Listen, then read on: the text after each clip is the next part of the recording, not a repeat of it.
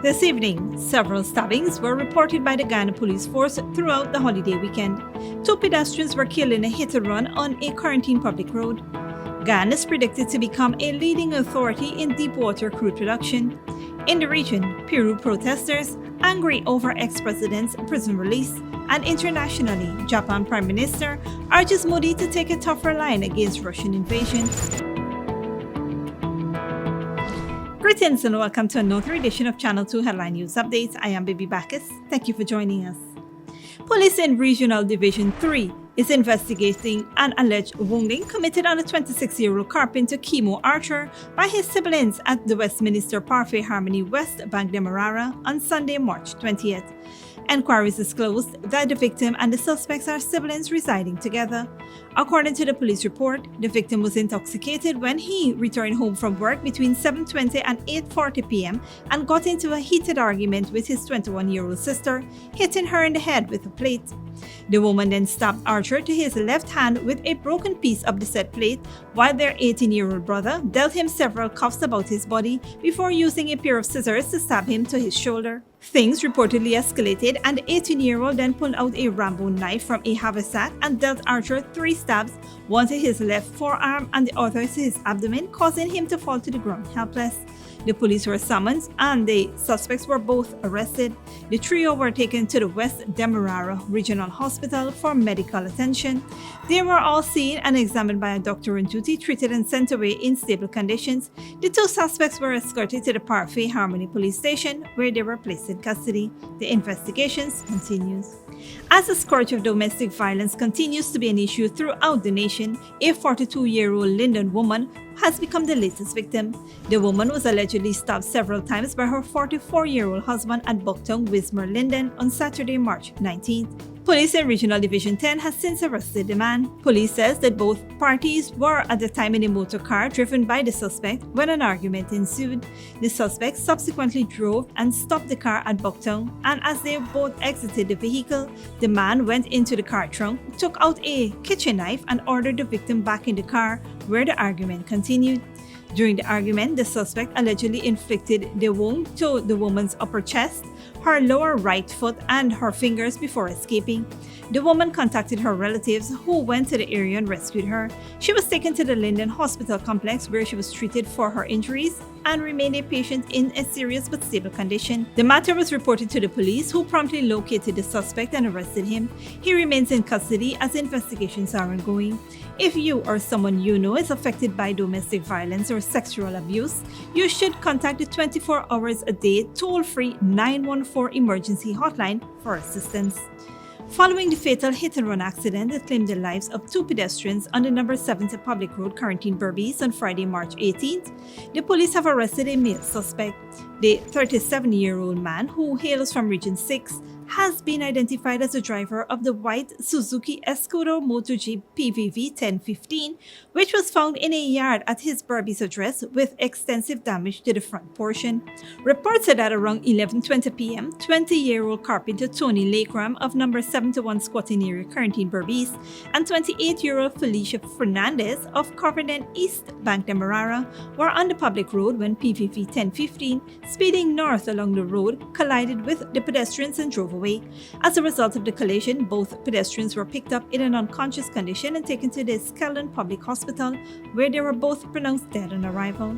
The suspected driver of the hit-and-run accident is currently in custody at Springlands Police Station. Investigations continues. Stick around after the break. Guyana is predicted to become a leading authority in deepwater crude production, and despite the fact that wearing a mask in public is optional, the government recommends that you do so.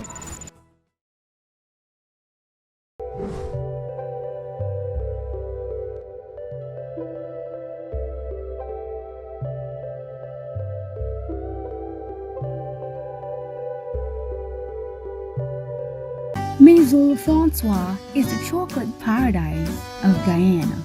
From the moment you enter our store, you are welcomed by the sweet aroma of Belgian chocolate, pastries, and other artisanal treats handmade by our European-trained chef. Our convenient location at the City Mall is the perfect place to take that special someone or to take home a little sweetness. So treat yourself. with a taste of Paris in the heart of Georgetown. Only at Maison Francois. Good girl forget things. What's the problem, Granny? I want money for borrow for do a surgery. I was dancing and I fall and fracture my hip. If you need some quick money, you should check Lender's Jewelry and Pawn Shop. Lender's Jewelry and Pawn Shop, Lot 238 South Road Border, Georgetown. Get jewelry made to order in just 72 hours. We also accept vehicles. Lender's, best rates, longest payback period. Boys, I get through. Plus, I could dance again. Lender's Jewelry and Pawn Shop. In a world filled with copycats and ever-changing trends, make your property stand out with unique concrete moldings. Different, exquisite designs, carefully handcrafted to suit your style, with various customizable and antique and modern designs made at our factory. Antique and modern molding establishment. We make your property outstanding. We make and install all moldings anywhere in Guyana. The best quality, affordable prices, on-the-spot quotes, and no hidden fees. Call us or WhatsApp us at 684-5050 or email us at modernestab@gmail.com. Antique and modern molding establishment, made to stand out. Furnishing your home or office has never been easier. Here at Kissoon's, our inventory of locally made and imported furniture, offered at amazing prices, will leave you wanting more. From vinyl, floor rugs and carpets, bedroom, dining and living room sets, mattresses, pillows, office desk, chairs and filing cabinets, outdoor benches and tables. We have a piece of furniture for every room imaginable in your home or office. Check out our flagship store at Industrial Site Rijnveld or one of our branches in New Amsterdam, Port Morant, Corentyne and Camp Street. Kissoon's Furniture, furnishing homes for over 50 years. When you need money and you gotta get it fast, Creative Jewelry and Pawn Shop is the place for that confidential transaction in a quiet and secure location. You'll get the highest value per pennyweight for your gold and also enjoy the lowest interest rates and longest payback period too. Yes, for that instant transaction to solve a pressing financial problem. That Creative Jewelry and Pawn Shop, 4-6 Boyle Place, that's between the Ministry of Housing on Brickdam and White Castle Fish Shop, be your first and only choice. Creative Jewelry and Pawn Shop, safe and sound, solid and secure, always there for you. Telephone 231-7878 and 223-8955. Sooner or later you will have another power failure. Are you prepared for the next blackout? Some essential equipment such as security cameras, lights, internet, gate motors, and water pumps may stop working. How can you prevent the next blackout? InverterTech has an affordable solution for you. A strong UPS system which uses the latest inverter and solar battery technology to prevent blackout. We smartly calculate your average power demand so you don't spend more than you need to. Call 223-2233 for more information.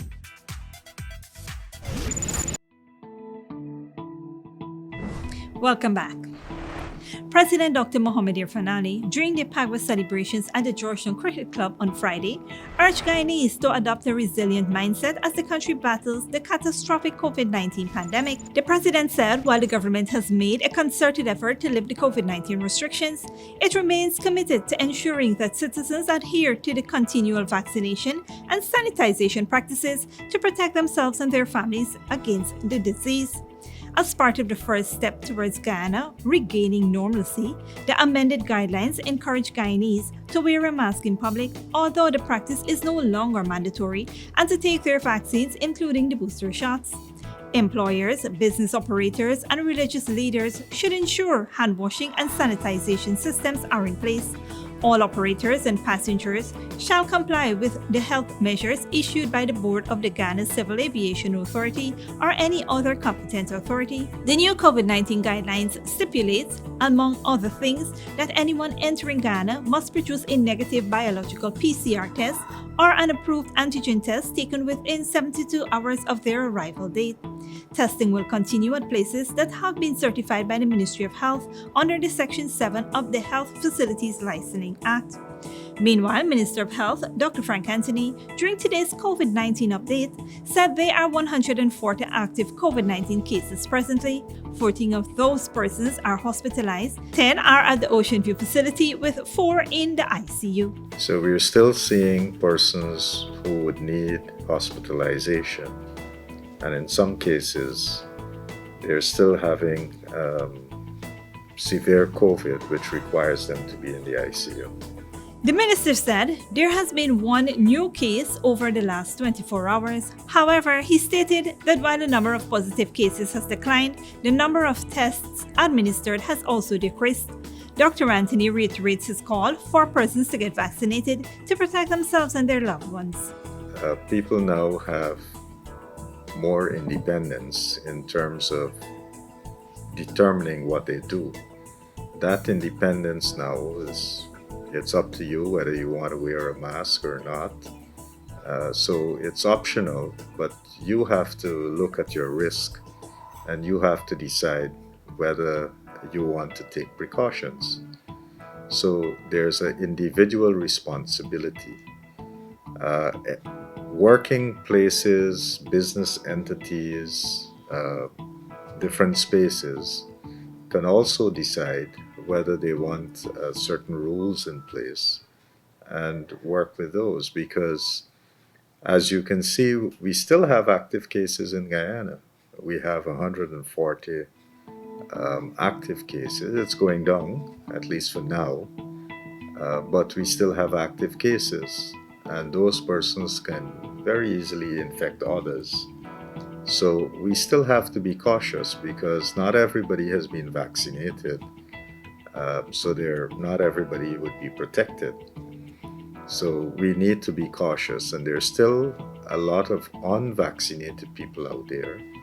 And if you're unvaccinated, there is a chance that you can get the more severe form of COVID, because as we are seeing, the people who are coming into the hospital are basically unvaccinated people. The people who are ending up in the ICU are unvaccinated. So if you're not vaccinated, you still have a chance of getting the severe form of the infection. So I think people still need to be a little cautious, but this is their independent, or they have to exercise individual responsibility. According to Riyadh Energy, an independent energy research firm based in Norway, the government of Guyana's commitment to aggressive oil and gas exploration and production programs off the country's coast could see Guyana as a global authority in offshore deepwater production. While Guyana's production grows in the 2030s, most leading offshore deepwater producers will see their production levels diminish, with a likelihood of Guyana leading deepwater producers around the world, along with countries like Norway, the United Kingdom, Mexico, and the United States. Analyst Sophia Forestieri noted during a presentation on the competitive landscape of the Caribbean oil and gas market that by 2031, Ghana is likely to surpass 1 million barrels per day, already surpassing Norway and Angola to become the world's third largest deepwater producer. Quote, by 2033, we see Ghana overcoming the U.S. Gulf of Mexico's output and becoming the second largest deepwater crude producer in the world. Ghana is still growing at a rate of roughly 1.7 million barrels per day in 2035 when Riyadh Energy's prediction ends. Brazil, with over 5 million barrels of oil per day, is the only deepwater producer Riyadh Energy forecasts to be above Ghana by then. The two key factors Forestieri contributed to Ghana's deepwater crude oil production, outlasting its competitors, are the quality and cost of production. This year, ExxonMobil-operated Stabroek Block will have a total capacity of 340,000 barrels of oil per day. Don't go away after the break. Japan Prime Minister urges Modi to take tougher line against Russian invasion, and Russia using cruise missiles in Ukraine war. But before that, here's the bridge retraction schedule.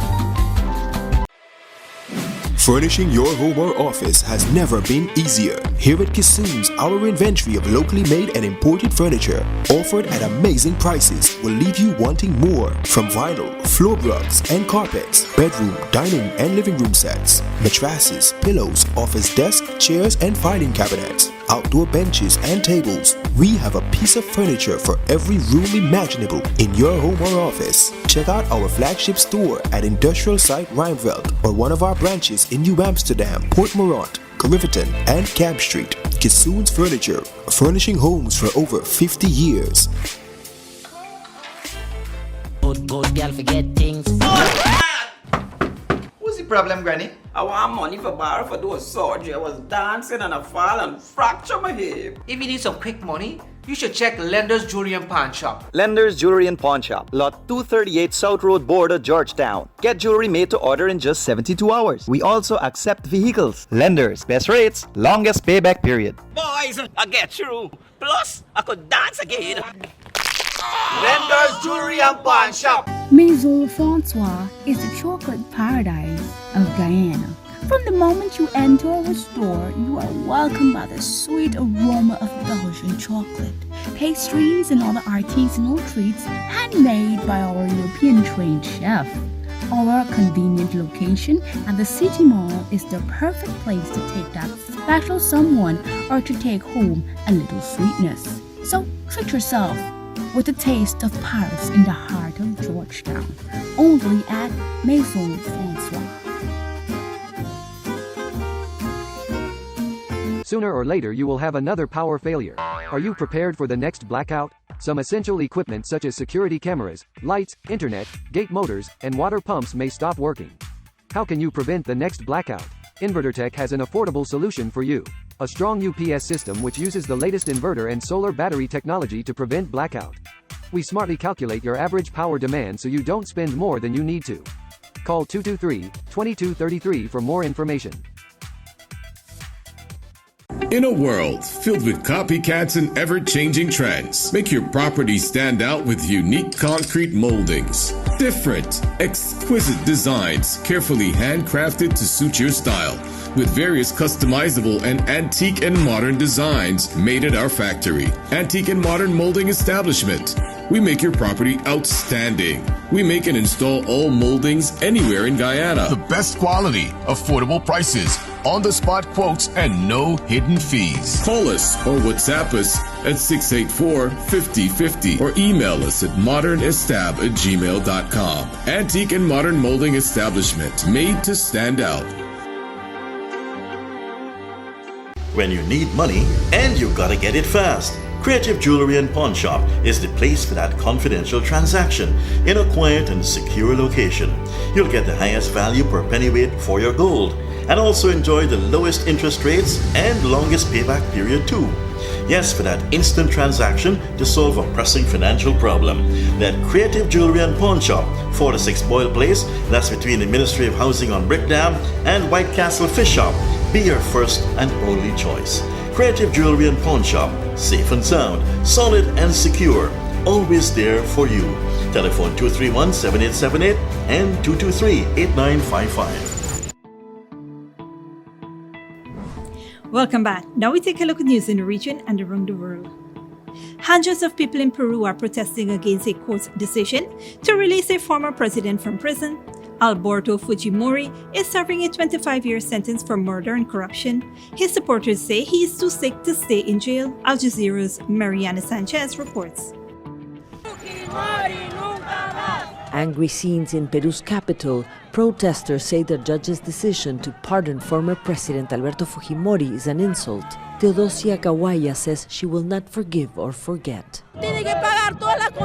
He has to pay his full 25-year sentence. He has killed many innocent people. Fujimori is a murderer. Fujimori, who governed between 1990 and 2000, remains a polarizing figure in the country. Some Peruvians laud him for defeating the Shining Path rebel movement. Others want him held to account for human rights violations carried out under his leadership. Gisela Ortiz's brother is one of the students killed in a massacre. We are outraged. The Constitutional Court now frees Fujimori, a right that does not correspond to him, and tramples on the right to justice that we have as family members. The court's decision on Thursday restored a humanitarian pardon granted in 2017 by then-President Pedro Pablo Kuczynski. The following year, the country's Supreme Court overturned that decision and sent the former strongman back to jail to serve the remainder of his sentence. Some experts say this latest decision to pardon Fujimori contravenes international human rights treaties. His family and supporters say that Fujimori's health has deteriorated during his incarceration and believe he shouldn't have to die behind bars.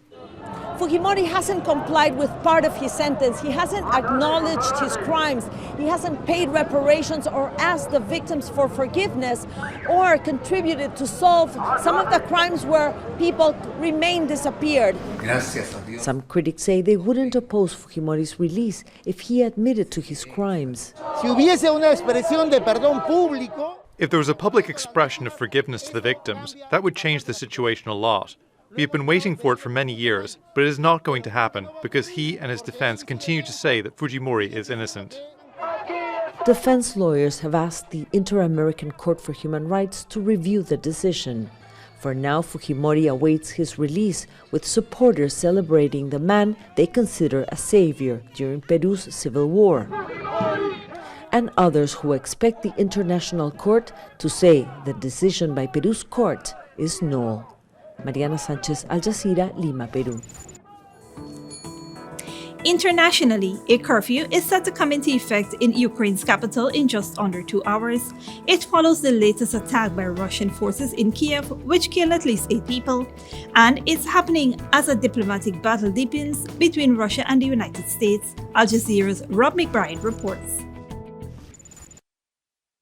This was the moment the war came to a shopping centre in a Kyiv suburb and turned it into a smouldering ruin instantly. With a multiplex theatre, fitness club, stores and fast food restaurants, it was a big draw for surrounding apartment blocks, also damaged by the late-night missile strike. People in those blocks left traumatised and wondering how their local mall could in any way be a military target. I saw a huge blast and it lit up my room. I lived just here, in front of it. The blast threw me off the bed. Some were too close to the blast, an explosion which sent debris raining down for several hundred meters all around. For many, there's disbelief at how a neighbor with such close cultural and religious links could act like this. The Russians have exhausted my limits for love. We call, as King David did, for righteous punishment. From Ukraine's president, another appeal for the world to come to his country's aid with economic retaliation against Russia. Please don't sponsor weapons of war for the country of Russia. No euros for the occupiers. Close all your ports to them. Don't send them your goods. With much of Russia's invading army being held on different fronts after apparent setbacks, it seems to be relying more on rocket and missile attacks able to reach all parts of Ukraine. Hypersonic missiles are super precise, very precise, and we destroyed underground ammunition stocks. The hypersonic missiles were fired from 1,000 kilometers and only took 10 minutes. A Russian deadline for Ukrainian forces in the besieged ruins of Mariupol to surrender was ignored. There have been continued problems for some of the thousands of people still inside the city to get out. But humanitarian corridors agreed between the two sides have been operating elsewhere in Ukraine. Still in the south, Mykolaiv remains a hotly contested front line and the link to the far more strategically important city of Odessa. A house there destroyed by shell fire, with more shells falling in the seas off a shoreline that could become the next battleground in this seemingly relentless conflict. Rob McBride, Al Jazeera, Lviv. And finally, Japanese Prime Minister Fumio Kishida has urged his Indian counterpart Narendra Modi to take a tougher line on Russia's invasion of Ukraine, but a joint statement after talks in New Delhi fell short of condemning Moscow's action. Al Jazeera's Elizabeth Punaram reports. Fumio Kishida arrived in New Delhi for his first visit to India as Japanese Prime Minister. He held talks with Narendra Modi. The leaders finalized agreements on cybersecurity and sustainable development, with Japan announcing $42 billion worth of investments in India. And while they spoke of their shared democratic values, only the Japanese leader mentioned the Russian invasion of Ukraine. The Russian invasion of Ukraine is a grave incident shaking the very essence of the international order.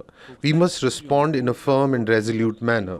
I conveyed such thoughts again to Prime Minister Modi. Prime Minister Modi focused instead on the Asia-Pacific, alluding to India and Japan's shared concerns about China's growing influence in the region. India has abstained from voting on resolutions condemning Russia at the United Nations. Moscow is India's largest arms supplier and increasingly oil. India's oil imports from Russia so far this month are 4 times the amount compared to March last year. Indian media are reporting the biggest oil company here has finalized a deal to buy 3 million barrels of oil from Russia at a discounted rate. As the US and other countries impose sanctions on Moscow, Russia has been offering oil and other commodities to India and other importers at low prices. The US said India would not be violating US sanctions by purchasing Russian oil, but added that such a move would put India on what it called the wrong side of history. What we would project or convey to any leader around the world is that the rest of the world is watching where you're going to stand as it relates to this conflict, whether it's support for Russia in any form as they are illegally invading Ukraine. But political analysts say Japan is less likely to be critical of India's stance. In statecraft, it's about what hurts you most. I think China does hurt India. Russia does not hurt India. Russia actually stands by India. So I think at the end of the day, it boils down to national interest. And I think these countries do understand. Japan, most importantly, if not maybe less the other countries, but definitely I think Tokyo is in full appreciation of India's plight in this particular case. Unlike statements from the US and UK focusing on India's stand on Russia, the Japanese Prime Minister said the two countries will keep trying to end the war and keep providing support to Ukraine and its neighbouring countries. Elizabeth Puranam, Al Jazeera, New Delhi. And that is it for today's regional and international news. Here now is your 3-day weather forecast.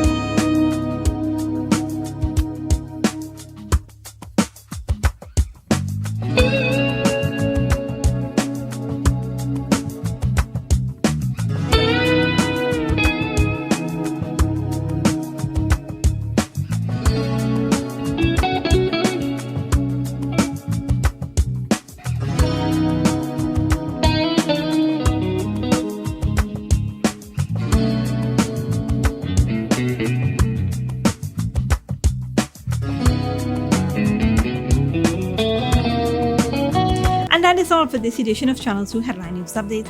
Tune in on Tuesday at 7 p.m. for another episode. Be sure to subscribe, like, and follow us on Facebook and YouTube. Until then, please take care of yourself and each other.